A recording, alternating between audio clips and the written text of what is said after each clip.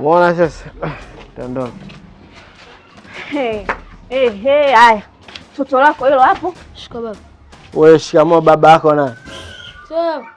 Mshamba Mtoto wa nani? Si mtoto wako huyo.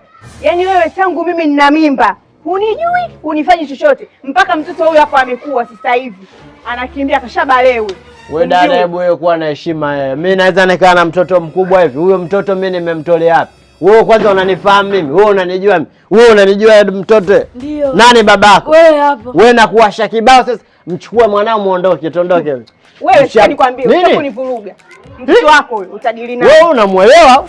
Wewe njoo mchukue mwanao bwana, ondoke. Wewe ondoka na mama yako, sijui mama yako, sijui nani yako. Ndakuwasha kibao wewe mtoto. Tuondoke. Kumbe una mtoto kubwa ambapo wanataka kulingana nalo ugoko. Nani? Huyu sio mwanangu mimi. Kwanza mtoto mwenyewe Mwarabu, si umeibiwa? Huyu sio mwanangu Diva, ona sasa. Ungekuja basi wewe mtoto usinishike. Wewe mtoto usinishike na kuwasha kibao, mimi sio baba yako. Mshamba. Unania muda wote. Lakini pia umefanya vizuri, maana ndio ashaondoka hivi.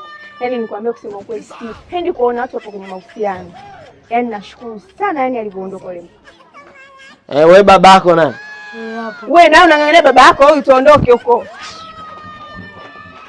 Uje wewe atatefengwa.